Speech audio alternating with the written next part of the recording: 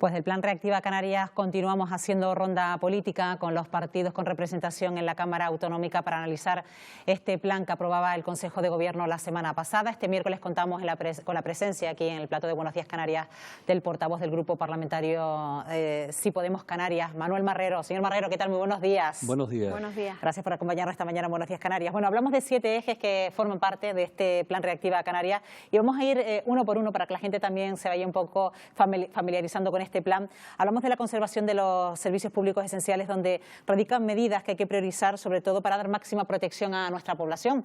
De ahí, por ejemplo, la vivienda, la educación, esos suministros básicos, la dependencia, señor Marrero. Sí, bueno, una preocupación esencial en la que coincidimos todos los firmantes de primero del plan de reactivación y luego lo que ha significado el plan de medidas, ¿no? Porque fue primero un pacto el 30 de mayo y luego un plan de medidas que son 288 medidas. Ha sido una de las preocupaciones esenciales el preservar, afianzar y potenciar los servicios públicos esenciales, porque en momentos de crisis como esta sanitaria, económica y social, hemos visto que lo público es fundamental. Y lo público, la sanidad, la educación, los cuidados, la vivienda, son nuestros derechos como ciudadanía y por tanto son los que atienden a la mayoría social del país. En materia sanitaria está claro que todos han coincidido y yo creo que todos los sectores, incluso los que no han apoyado este pacto, insisten en la necesidad de reforzar, ¿no?, el sistema sanitario, sobre todo ahora cuando estamos viendo que la curva se va doblegando, que los contagios se van estabilizando y que puede haber una tendencia a la baja que si contribuimos todos se puede mantener y se puede reducir, ¿no? Sí, no, reforzar el sistema sanitario es fundamental y todos hemos mirado hacia la sanidad pública en los momentos de esta crisis. Y la primera trinchera para atacar a este virus y contenerlo está en la atención primaria. La atención primaria es fundamental reforzar el mapa de atención primaria en Canarias. Nos hemos quedado prácticamente sin titulados universitarios presentes en las islas para poder ser contratados. No han podido ser contratados, por ejemplo, para educación aquellos que estaban propuestos como de enfermería y lo están supliendo actualmente profesorado encargados de la COVID.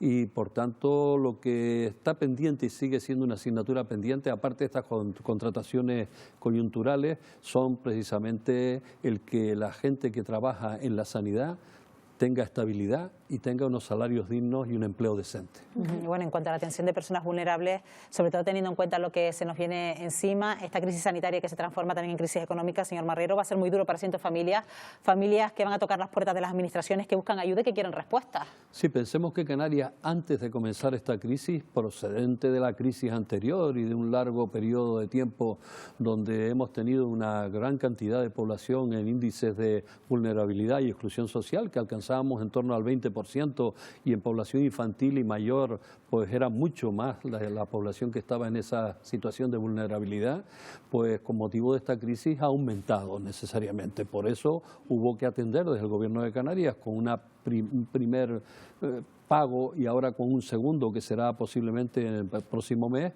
lo que fue el ingreso canario de emergencia ante la población que se quedó sin trabajo en aquellos momentos y sin ningún ingreso.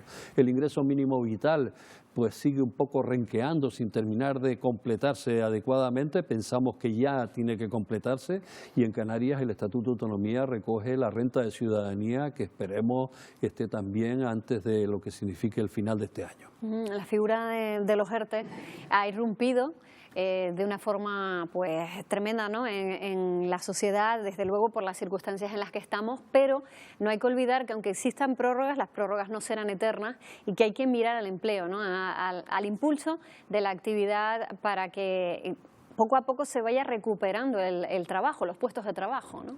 Sí, los ERTE a nivel de Estado han sido una parte de ese escudo social que se propició, planteando que no hubiera despidos, planteando que no hubiera desahucios, planteando de alguna forma ayudas a los alquileres, a los autónomos, etcétera. Por tanto, ha habido un escudo social para proteger a los más débiles, a la población que se quedó pues con paralización absoluta de la actividad, como ha sido en Canarias con el sector turístico y los que vienen aledaños al sector turístico, y pensamos que mientras sea necesario tiene que seguir habiendo ese apoyo que procede en parte de la Unión Europea y del Estado español. Es decir, no es una cuestión que Canarias la esté desembolsando de su bolsillo en estos momentos, son ayudas solidarias del conjunto de la Unión Europea y del Estado español. Por tanto, esperemos que que esos ERTE no se conviertan luego en despidos y no se incrementen las listas del paro. Ese plan Reactiva Canarias también habla de ese reimpulso de la actividad económica, señor Marrero, que no pasa solo por paliar las graves consecuencias de esta crisis y reactivar nuestro principal motor económico, que es el turismo, sino también yo creo que es el momento de ir fijando pilares para esa transformación de nuestro sistema socioeconómico, ¿no? Sí, bueno, nosotros hemos estado basados, nuestra economía fundamentalmente en las islas, en turismo y construcción.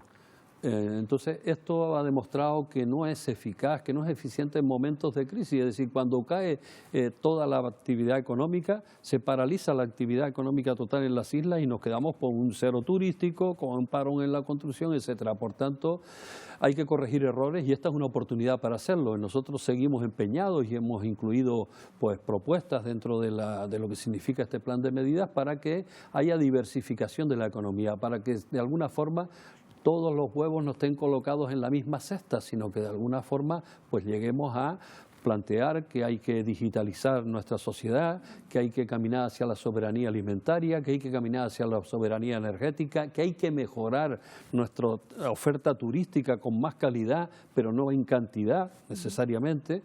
Es decir, que hay que establecer caminos que vayan haciendo que esté más equilibrada, que nuestra industria tenga un mayor peso, que nuestro sector primario tenga un mayor peso en la economía, que hoy no alcanza sino un 1,6% del Producto Interior Bruto. El sexto eje tiene que ver con la coordinación entre las administraciones. Es evidente que en una situación como esta es fundamental que funcione esa comunicación, ¿no?, entre todas las administraciones, pero además está la buena noticia del techo de gasto, esa posibilidad de gastar el remanente, los ahorros que tienen, por ejemplo, los ayuntamientos, aunque evidentemente, y lo hemos escuchado hoy también, con control, ¿no? Sí, mire, en esta situación de crisis se ha tomado la dirección contraria de la que se tomó en 2008.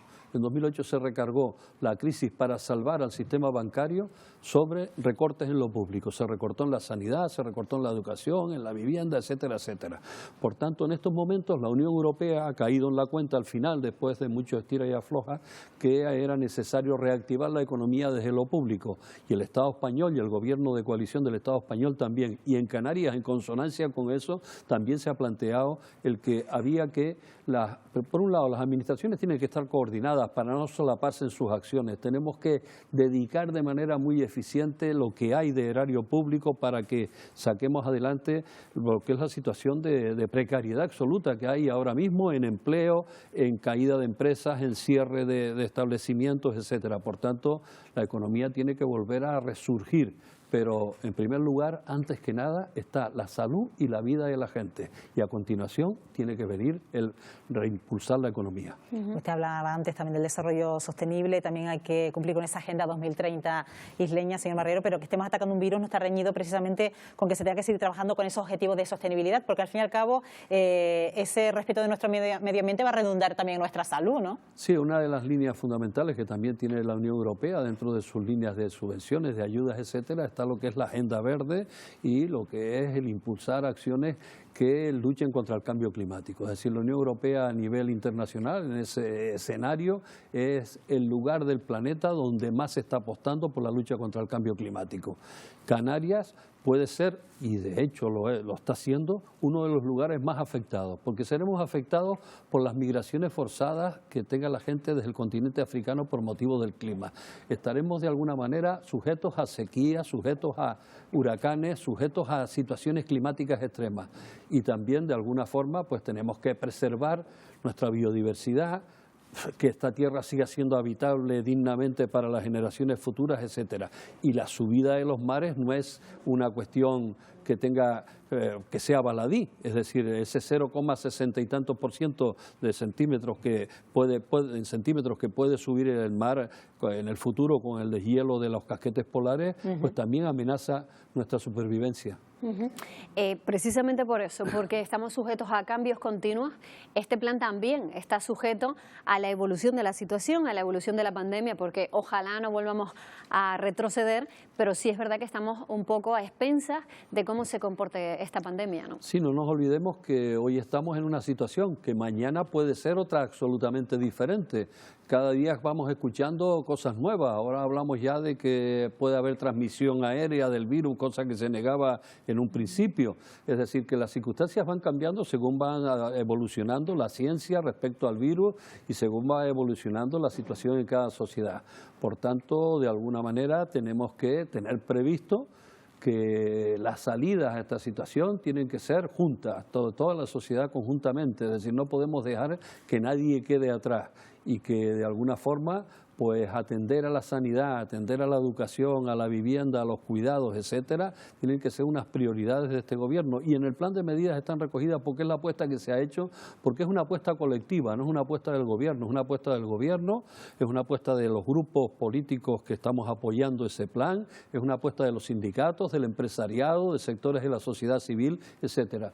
Algunos no han querido arrimar el hombro, pero yo espero que la sociedad lo tenga en cuenta. Apelando precisamente a esa unidad de la que usted habla, precisamente quería referirme a ello. Hablamos de un plan reactiva que ahora inicia su tramitación en el Parlamento de Canarias, que quizás sea enriquecido con las enmiendas que se vayan presentando por parte de los partidos políticos. Espera que al final de esa tramitación parlamentaria, precisamente esos partidos políticos que nos han sumado a esta suscripción del Pacto Reactiva Canarias, Partido Popular y Ciudadanos, puedan llegar al final firmando ese Pacto Reactiva. Siempre serán tenidos en cuenta, serán bienvenidos si arriman el hombro para apoyar y sacar adelante a esta sociedad de los múltiples problemas en que se encuentra en estos momentos. Por tanto, nosotros seguimos esperando que de una vez por todas se decidan a pasar al lado de la colaboración y se quiten del lado de la confrontación y de esperar a ver cómo pueden alcanzar el poder por esa vía electoralista. Pues nos quedamos aquí con este balance que hemos hecho con el Plan Reactiva Canarias junto al Grupo Parlamentario Sí Podemos Canarias. Manuel Marrero, gracias por habernos acompañado. Buenos días. Muchas gracias a ustedes.